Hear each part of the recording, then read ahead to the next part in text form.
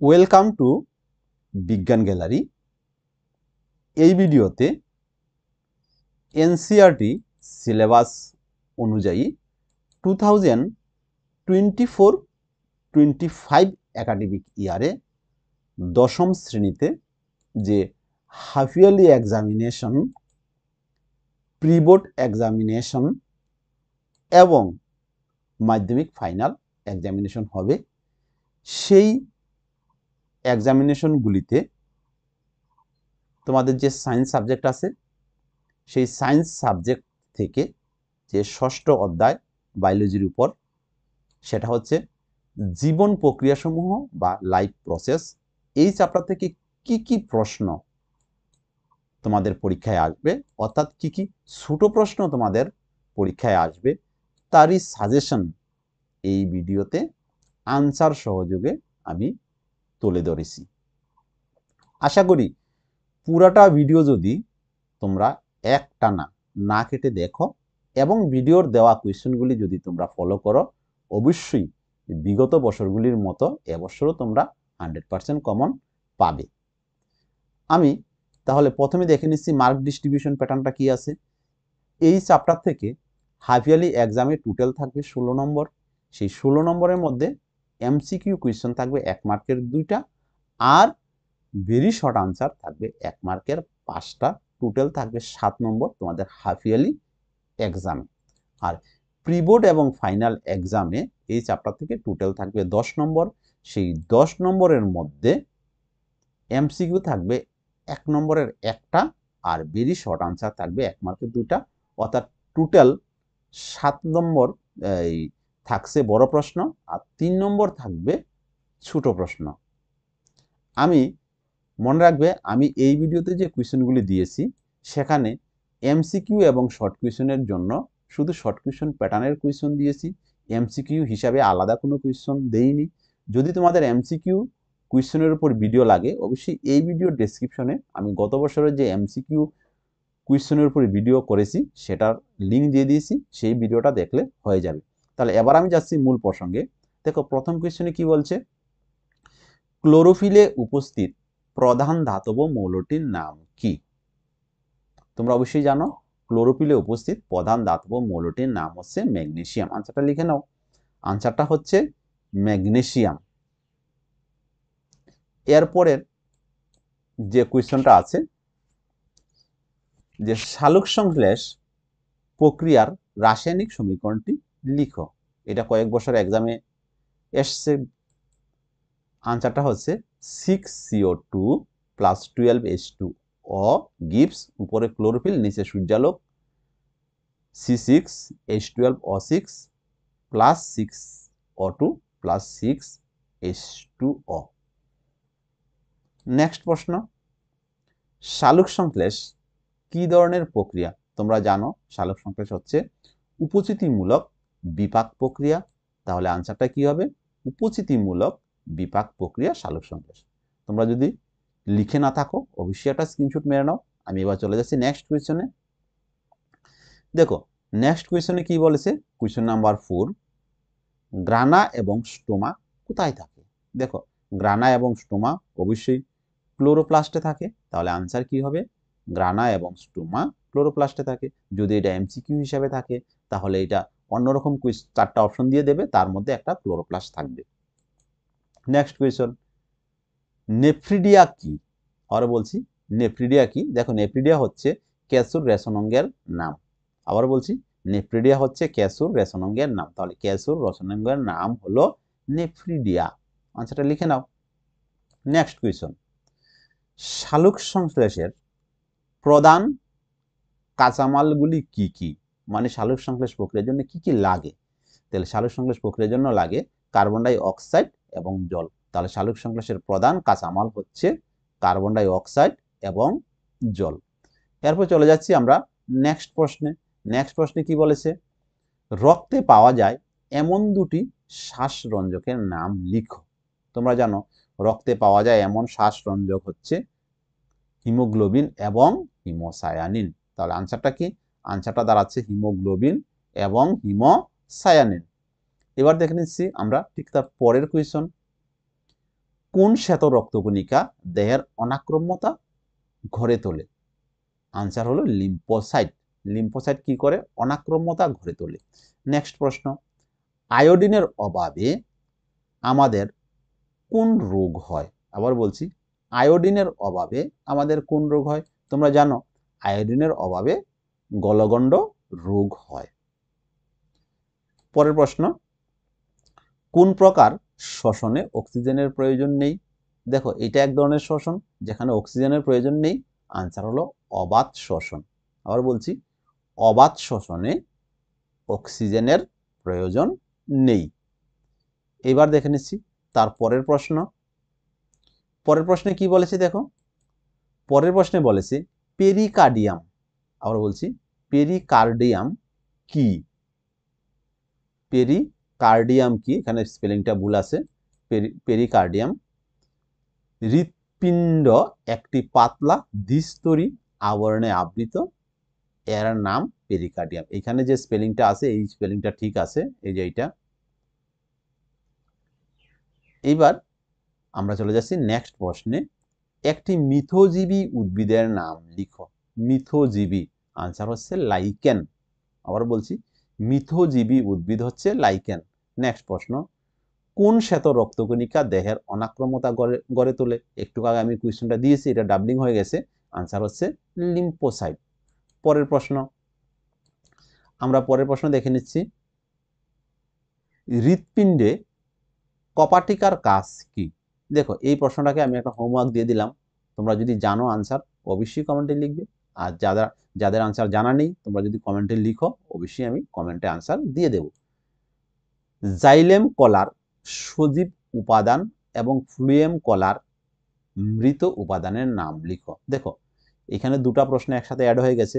কোয়েশ্চনটা যদি এক্সামে আসে, হয় আসবে জাইলেম কলার মৃত উপাদান, ফ্লুয়েম কলার মৃত উপাদান, আদারওয়াইজ আসবে জাইলেম কলার সজীব উপাদান। তাহলে আনসার কি হবে? জাইলেম কলার সজীব উপাদান হলো জাইলেম প্যারেনকাইমা এবং ফ্লুয়েম কলার মৃত উপাদান হলো ফ্লুয়েম তন্তু। তাহলে তোমরা যদি আনসারটা না লিখে থাকো একটা স্ক্রিনশট মারতে পারো। আমি আবারও বলছি, জাইলেম কলার সজীব উপাদান হলো জাইলেম প্যারেনকাইমা এবং ফ্লুয়েম কলার মৃত উপাদান হলো ফ্লুয়েম তন্তু। এরপরে দেখে নিচ্ছি আমরা তার পরের প্রশ্ন। পরের প্রশ্নে কি বলেছে? একটি পূর্ণ পরজীবী উদ্ভিদের নাম লিখো। দেখো আনসারটা আগে থেকে এখানে দেখা যাচ্ছে, আনসার হচ্ছে স্বর্ণলতা। আবার বলছি, একটি পূর্ণ পরজীবী উদ্ভিদের নাম হচ্ছে, আনসার হচ্ছে স্বর্ণলতা। এরপরে দেখে নিচ্ছি আমরা ঠিক পরের কোয়েশ্চনটা। পরের কোয়েশ্চনে কি বলেছে? উদ্ভিদের কোন কলার মাধ্যমে খাদ্যবস্তু সমস্ত অংশে ছড়িয়ে পড়ে? আবার বলছি, উদ্ভিদের কোন কলার মাধ্যমে খাদ্যবস্তু সমস্ত অংশে ছড়িয়ে পড়ে? অথবা দিয়ে আমি আরেকটা কোয়েশ্চন দিচ্ছি, দেখো এটার সাথে একটা অথবা আছে। আনসার হলো, উদ্ভিদের খাদ্যদ্রব্য সংবাহিত হয় কার মাধ্যমে? অর্থাৎ কোন কলার মাধ্যমে উদ্ভিদের খাদ্যবস্তু সংবাহিত হয়? একই প্রশ্ন। আমি যদি আরেকটা প্রশ্ন অথবা দিয়ে দিই তাহলে সেটা কি হবে? সেটা হলো, উদ্ভিদ দেহে ট্রান্সলোকেশন কিভাবে সম্পন্ন হয়, মানে কিসের সাহায্যে? কোয়েশ্চনটা হলো উদ্ভিদ দেহে ট্রান্সলোকেশন কিসের মাধ্যমে সম্পন্ন হয়? আনসার হলো ফ্লুয়েম কলার মাধ্যমে। দেখো জাইলেম কলার কাজ কি? জল খনিজ লবণ পাতায় পৌঁছানো, আর ফ্লুয়েম কলার কাজ হলো সেখান থেকে উদ্ভিদের সমস্ত অংশে পৌঁছে দেওয়া। তাহলে এক্ষেত্রে ট্রান্সলোকেশন কার মাধ্যমে হয়? ফ্লুয়েম কলার মাধ্যমে। এরপর দেখে নিচ্ছি তার পরের কোয়েশ্চন, উদ্ভিদের কোন কলার মাধ্যমে জল মাটি থেকে পাতায় পৌঁছায়? আমি বলে দিছি, আনসার হচ্ছে জাইলেম। তাহলে তার সাথে যদি আমি একটা অর দেই কি হবে? উদ্ভিদের জল সংবাহিত হয় কার মাধ্যমে? আনসার হচ্ছে জাইলেম কলার মাধ্যমে।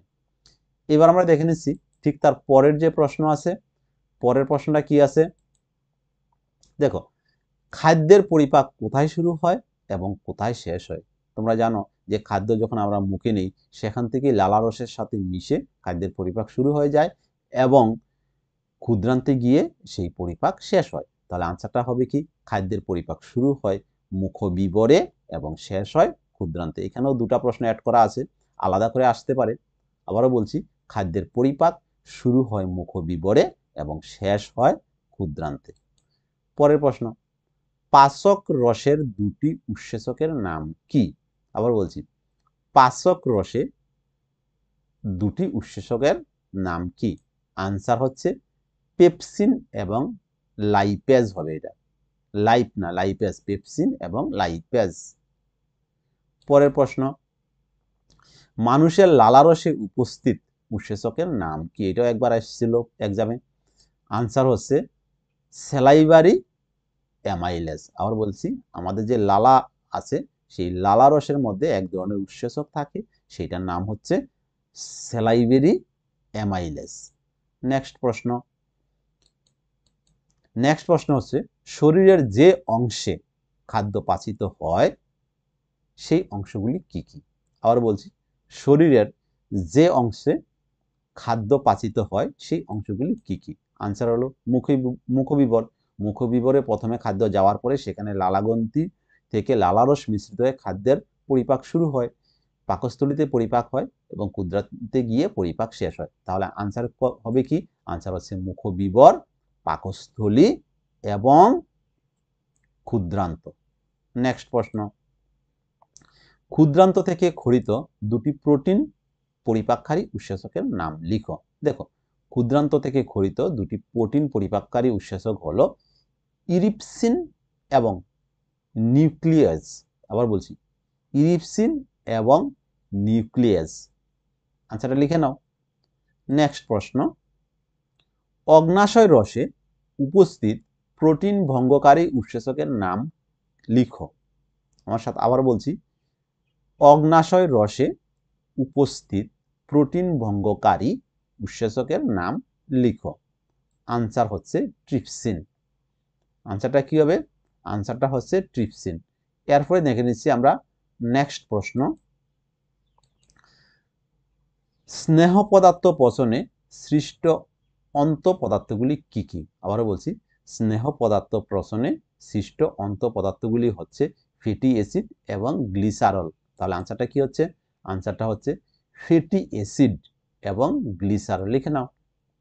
পরের প্রশ্ন, পৌষ্টিক নালীর কোন অংশ দ্বারা পাচিত খাদ্যবস্তু শোষিত হয়? আমি আগেই বলেছি, খাদ্য মুখবিবর থেকে পাচন শুরু হয় এবং ক্ষুদ্রান্ত গিয়ে শোষিত হয়ে সেটা শেষ হয়। তাহলে এখানে আনসার কি হবে? আনসার হবে ক্ষুদ্রান্ত দ্বারা। তাহলে কোয়েশ্চনটা কি ছিল? পৌষ্টিক নালীর কোন অংশ দ্বারা পাচিত খাদ্যবস্তু শোষিত হয়? আনসার হলো ক্ষুদ্রান্ত দ্বারা। পরে কোয়েশ্চন, ফ্যাট পরিপাককারী উৎসেচকের নাম লিখো। ফ্যাট খাদ্যবস্তুকে পরিপাক করে সেই উৎসেচকের নাম কি? আনসার হচ্ছে লাইপেজ। আনসার কি? আনসার হচ্ছে লাইপেজ। আবারও বলছি, ফ্যাট পরিপাককারী উৎসেচকের নাম হচ্ছে লাইপেজ। এরপরে চলে যাচ্ছি আমরা পরের যে প্রশ্ন। পরের প্রশ্ন কি আছে? পরের প্রশ্ন আছে, দেখো, মেরুদণ্ডী প্রাণীর সর্বোচ্চ পরিপাক গ্রন্থিটির নাম কি? অথবা আবার দেখে নিচ্ছি, মেরুদণ্ডী প্রাণীর সর্ববৃহৎ পরিপাক গ্রন্থিটির নাম কি? অথবা মানবদেহের সবচেয়ে বড় পৌষ্টিক গ্রন্থি কোনটি? আনসার হচ্ছে যকৃৎ। যকৃৎ হচ্ছে মানবদেহের সবচেয়ে বড় পৌষ্টিক গ্রন্থি।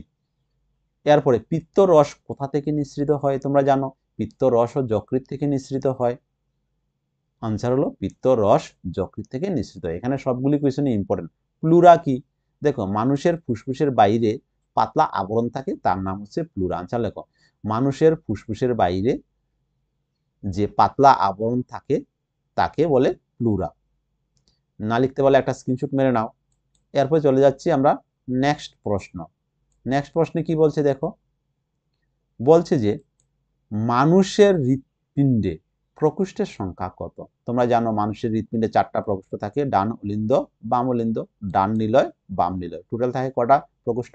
টোটাল থাকে 4টা প্রকোষ্ঠ। এরপরে কোয়েশ্চন, কোন ধমনী CO2 যুক্ত রক্ত পরিবহন করে? মানে কোন ধমনী কার্বন ডাই অক্সাইড যুক্ত রক্ত বহন করে? আনসার হলো পালমোনারি ধমনী। আনসারটা লিখে নাও। আনসার হচ্ছে পালমোনারি ধমনী। পরে কোয়েশ্চন, ফুসফুসীয় শিরায় প্রবাহিত হয় কি ধরনের রক্ত? দেখো, ফুসফুসীয় শিরার মাধ্যমে বিশুদ্ধ রক্ত। আনসার হচ্ছে বিশুদ্ধ রক্ত। এরপরে কোয়েশ্চেন আমরা যাচ্ছি। নেক্সট কোয়েশ্চনে কি বলছে দেখো, ফুসফুসীয় ধমনীতে প্রবাহিত হয় কি ধরনের রক্ত। দেখো তাহলে আগেরটা ছিল বিশুদ্ধ রক্ত, এইবার ফুসফুসীয় ধমনীতে প্রবাহিত হয় দূষিত রক্ত। আবার বলছি, ফুসফুসীয় শিরাতে প্রবাহিত হয় বিশুদ্ধ রক্ত, আর ফুসফুসীয় ধমনীতে প্রবাহিত হয় দূষিত রক্ত।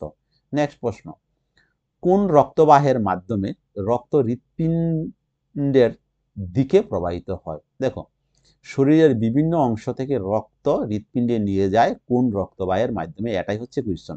আনসার হচ্ছে শিরার মাধ্যমে। আনসার দেখো, শিরার মাধ্যমে রক্ত দেহের বিভিন্ন অংশ থেকে হৃৎপিণ্ডে যায়, আর ধমনীর মাধ্যমে রক্ত হৃৎপিণ্ড থেকে দেহের বিভিন্ন অংশে ছড়িয়ে পড়ে। তাহলে পরে কোয়েশ্চন কি আছে, পরে কোয়েশ্চন আছে, একটি মেরুদণ্ডী প্রাণীর দেহে ধমনী ও শিরার মধ্যবর্তী সংযোগ প্রবাহকে কি বলে। অর্থাৎ ধমনী এবং শিরা যেখানে যুক্ত হয়েছে সেই জায়গাটার নাম কি। আনসার হচ্ছে জালক। আবার বলছি আনসার হচ্ছে কি, আনসার হচ্ছে জালক। এটা স্ক্রিনশট মেরে নিতে পারো। নেক্সট প্রশ্ন বলছে কি, মানুষের হৃৎপিণ্ডে কোন প্রকোষ্ঠে অক্সিজেনযুক্ত রক্ত প্রবেশ করে। আনসার হচ্ছে বাম অলিন্দে অক্সিজেনযুক্ত রক্ত প্রবেশ করে। আবার বলছি আনসার হচ্ছে বাম অলিন্দে অক্সিজেনযুক্ত রক্ত প্রবেশ করে। পরে কোয়েশ্চন,